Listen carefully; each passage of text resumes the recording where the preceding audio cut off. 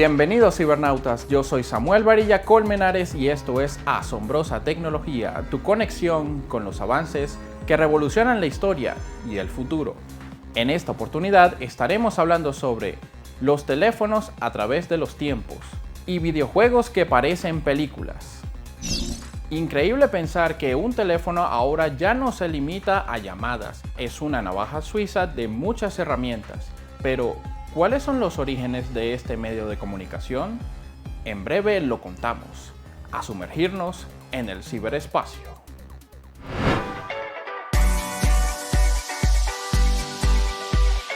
Nunca nos hubiéramos imaginado hace 30 años que un teléfono sería capaz de agendar nuestras actividades, servir de micrófono y cámara, o que se desarrollarían un sinfín de aplicaciones indispensables. Pero en tiempos remotos, la idea de establecer comunicación a distancia instantánea ya se consideraba uno de los pináculos de la tecnología. Un gran camino tuvo que recorrer este medio para llegar a lo que conocemos, y es indispensable que comprendamos sus orígenes. Antes del teléfono existió el telégrafo, un dispositivo que empleaba señales eléctricas para difundir mensajes codificados mediante una red de cables. Diferentes prototipos fueron desarrollados a mediados de los años 1700 con resultados insatisfactorios en el envío y recepción del mensaje. Pero fue Samuel Morse quien se convertiría en la figura central del telégrafo en Estados Unidos con el aporte que llevó su nombre, el código Morse, consistiendo en una combinación de puntos y rayas en base a la duración en las que se transmitía por medio de una tecla, un cable y un receptor que dejaba marcas en una cinta de papel.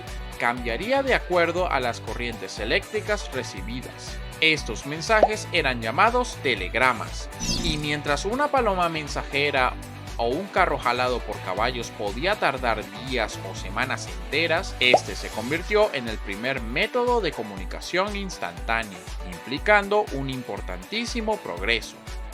Sin embargo, todo cambió con la llegada del teléfono, que siguiendo los principios de las señales eléctricas, fue el aparato que permitió la comunicación con voz a largas distancias.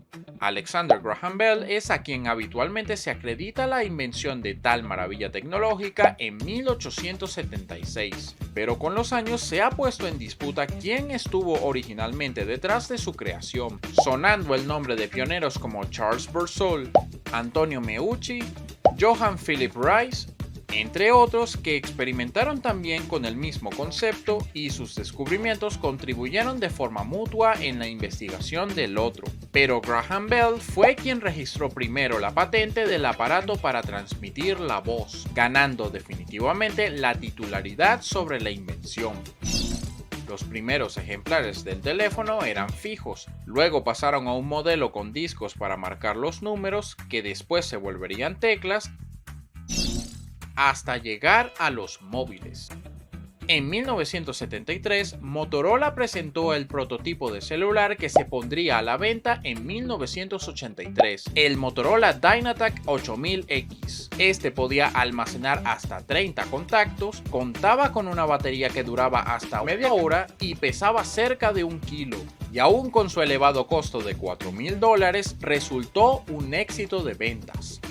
Nokia no se quedaría atrás con su Movira Senator, que pese a ser concebido como un teléfono móvil, su descomunal peso de 10 kilos lo hacían sumamente impráctico, y terminó siendo más apropiado para transportarse y conectarse en automóviles. 10 años después, IBM desarrolló y comercializó el comunicador personal Simon, considerado el primer asistente digital personal y el primer teléfono inteligente de la historia. Pues además de adelantarse a su época con una pantalla sensible al tacto, contaba con calculadora, fax y la posibilidad de enviar o recibir correos electrónicos.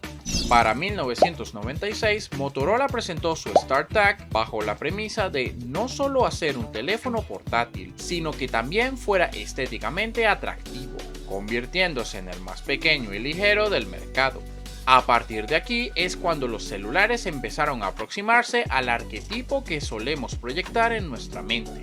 En el 98, Nokia, con su ejemplar 6160, también iría por la senda del celular ligero. y al año siguiente con la introducción de colores en el diseño del 3210. Estaban ampliándose a través de la personalización.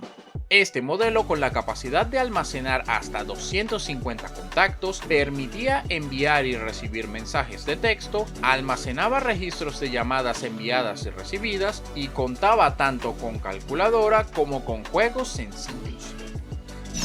El nuevo milenio nos trajo el T-Mobile Sidekick y con él la navegación por internet a los teléfonos. Y ese mismo año llegaría el corporativo BlackBerry 5810, que permitía el envío y recepción de emails, pero carecía de un micrófono o altavoz, por lo que era indispensable la conexión de manos libres. En 2003, Nokia probó suerte con el Engage, un dispositivo que combinaba la telefonía celular con videojuegos. Y aunque esto parezca de lo más común en teléfonos actuales, lo cierto es que la ejecución dejó mucho que desear, particularmente porque los botones, originalmente diseñados para teléfono, no se adaptaban bien a las necesidades del videojuego, y por lo mismo fue un estrepitoso fracaso. Entre su limitada lista de juegos se encontraba el Tomb Raider original, Rayman 3 y Sonic N. Hacemos un salto de 3 años hasta el BlackBerry Pearl, que en su constante búsqueda del enfoque empresarial le concedió un cambio de imagen que proyectaba un feeling amistoso y práctico. Acompañado del servicio de mensajería de BlackBerry, podía reproducir tanto video como audio y fue el primero de esta marca en incluir cámara.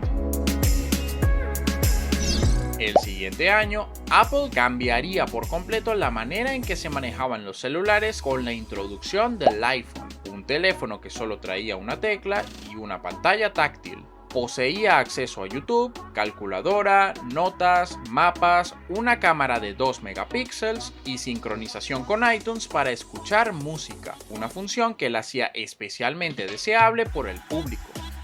En 2008 saldría el HTC G1, equipo con sistema operativo Android que permitiría las funciones de teléfono inteligente, satisfaciendo la necesidad de ejecutar múltiples tareas, tal y como lo haríamos en las computadoras portátiles. Pasamos a 2011 con la salida del Samsung Galaxy S2, que también contaba con Android, automáticamente concediéndole acceso a funciones similares a las que ya venían en el iPhone, además de su reconocimiento de voz, traducción de Google por voz y un protocolo para teléfono perdido. Sumado a esto, una cámara de 8 megapíxeles y GPS. A partir de este momento, los teléfonos se moldearían progresivamente a lo que todos utilizamos hoy, y las nuevas funciones no pararon de llegar. Hay quienes incluso los utilizan para todo menos para llamar, y por eso es más válido decir que se trata de dispositivos porque ya no son simples teléfonos.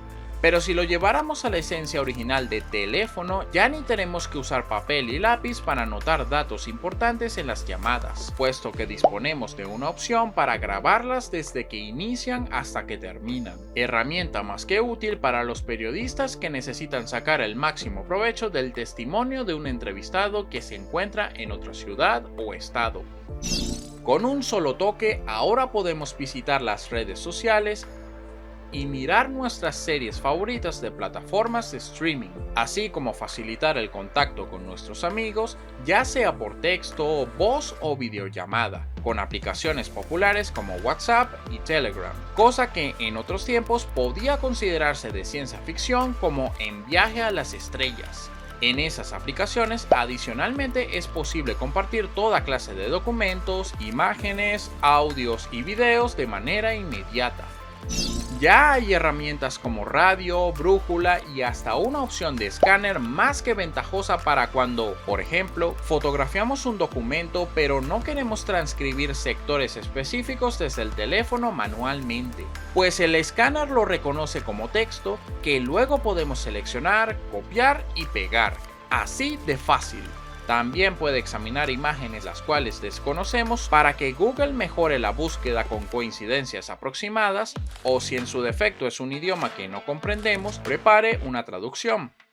Incluso es posible asignarle tareas al dispositivo por medio de comandos de voz del asistente de Google.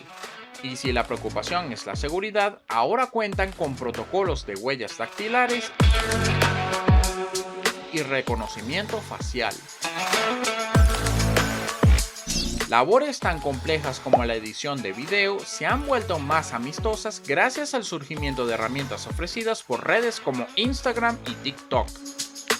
Igualmente existen aplicaciones como CapCut en las que se puede editar agregando efectos, textos y transiciones tanto en formato horizontal como vertical para las mencionadas redes, demostrando que un dispositivo de bolsillo puede ser tan eficaz como un equipo completo de escritorio. También se han desarrollado aplicaciones para personas con discapacidad visual, como Be My Eyes y Aira, facilitando la conexión de un experto que orienta al individuo a través de la cámara de su propio teléfono, con descripciones precisas como el color, la forma de los objetos o la distancia. Por otra parte, también tenemos aplicaciones como Live Transcribe que convierten conversaciones y discursos completos en tiempo real a texto para que el usuario pueda leerlos. Information is power, and Live Transcribe gives us deaf people an opportunity to be more empowered. Una larga trayectoria atravesó el teléfono para no solo llamadas, sino incluir un universo entero dentro de un dispositivo. No por nada se ha ganado la reputación de ser nuestro fiel compañero del día a día. Solo queda preguntarnos con qué nuevas propuestas seguirán sorprendiéndonos las compañías desarrolladoras.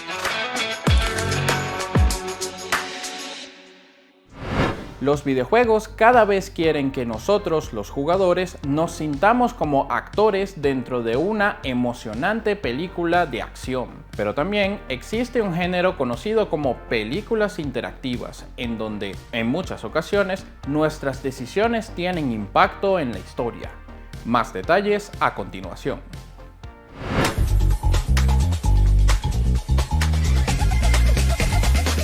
El videojuego habitualmente nos pone en situaciones donde debemos actuar con cautela, pero también exige nuestros reflejos. De ahí viene la base de los retos que vuelven emocionante la experiencia. Pero en algunas propuestas, darnos un viaje más contemplativo es el objetivo central. Así es como surgen las aventuras gráficas, dentro de las que normalmente hay que apuntar y clicar sobre los elementos del escenario para abrirnos camino por la historia, así como familiarizarnos con su mundo y personajes.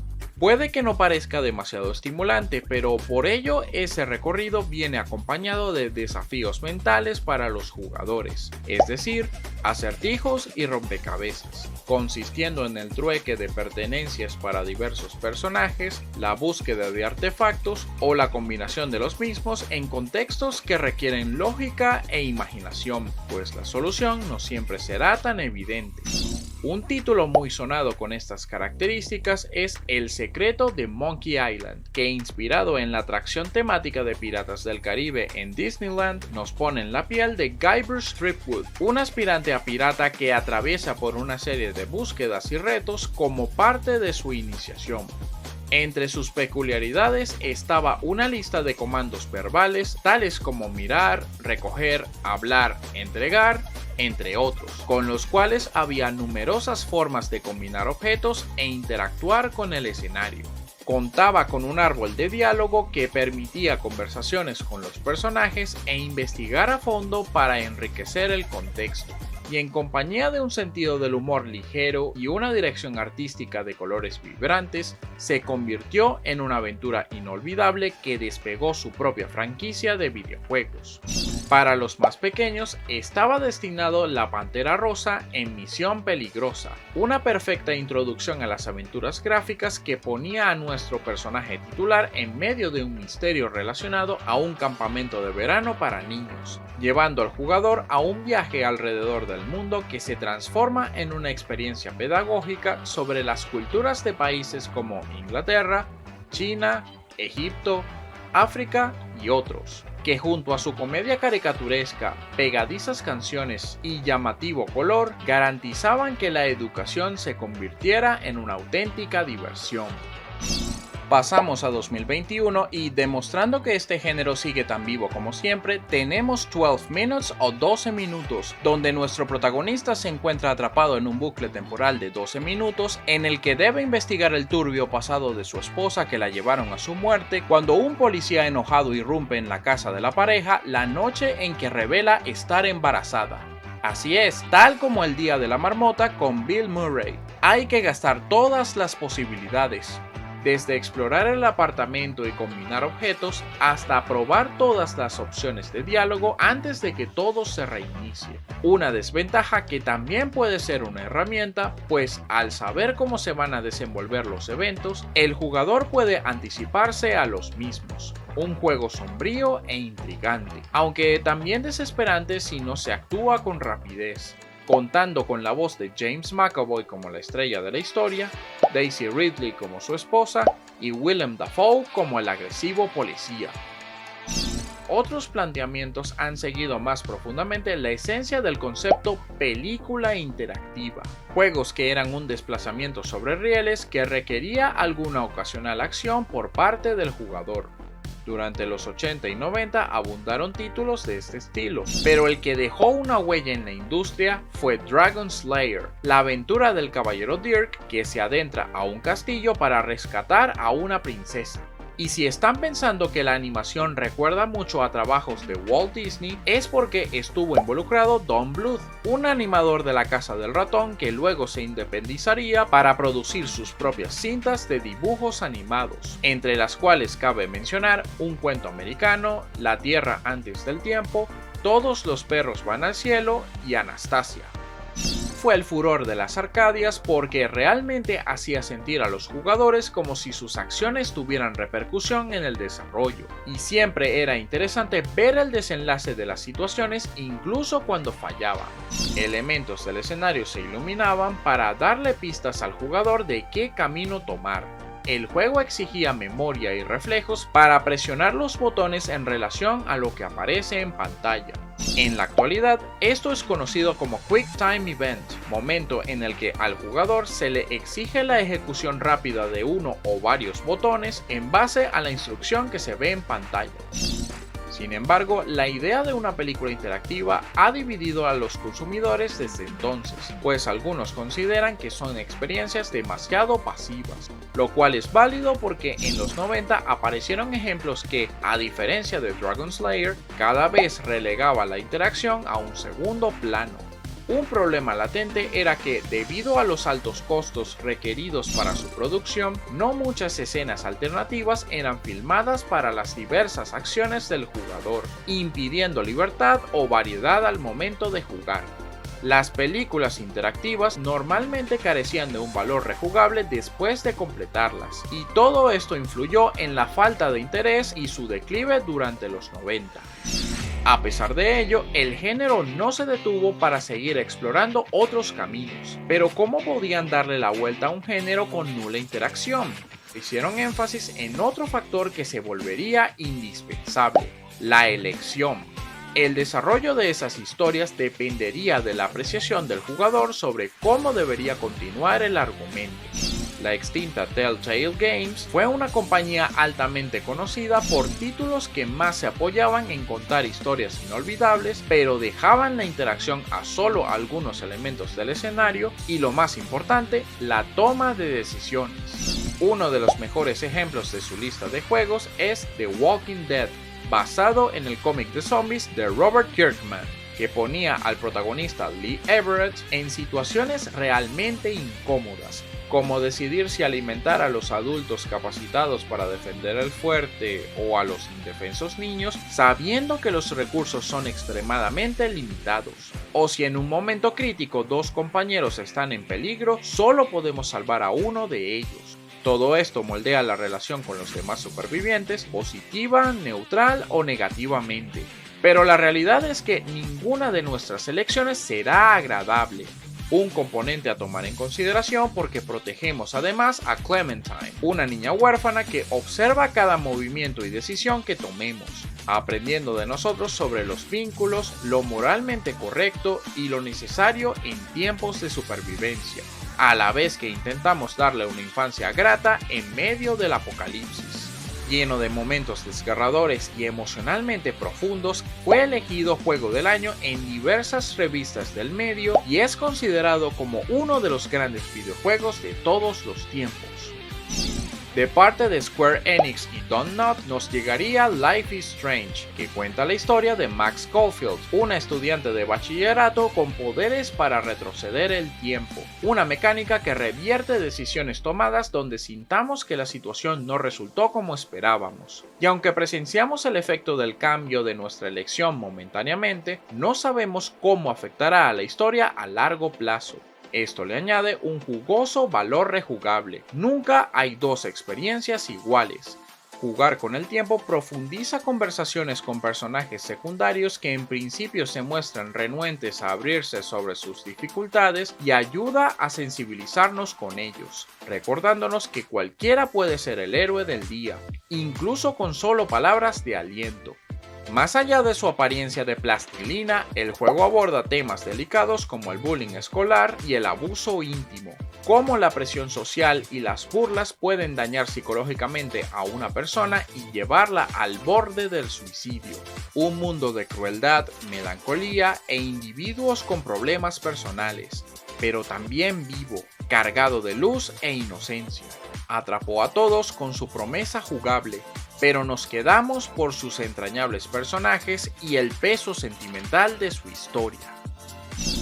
Cuando se habla de películas interactivas, los consumidores inmediatamente piensan en Quantic Dream y el presidente desarrollador David Cage, con propuestas como Fahrenheit, un juego altamente dependiente de la interacción con el ambiente y la toma de decisiones, a pesar de que el camino a recorrer casi siempre es el mismo, un inconveniente que se fue disipando con su siguiente obra, el aclamado Heavy Rain, en donde existía todavía más decisiones para cualquier escenario, así como múltiples desenlaces para la correcta o incorrecta ejecución de los Quick Time Events. Y si nos descuidamos, los personajes controlables pueden ser eliminados permanentemente del juego, alterando el desarrollo de la historia y sus numerosos finales alternativos.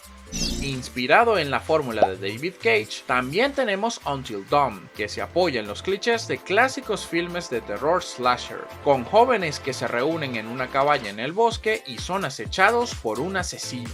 ¿Alguna vez han sentido la necesidad de gritarle a los personajes de estas películas por las decisiones absurdas que toman o la manera ilógica en que se comportan en medio del pánico? Pues este juego se aprovecha de eso y pone al jugador en situaciones similares donde debe elegir su camino de forma rápida y sensata. ¿Es mejor huir o esconderse? ¿En el armario o debajo de la cama? ¿Ir a la izquierda o a la derecha? ¿Seguir una voz familiar en las tinieblas o seguir nuestros instintos e ignorarla?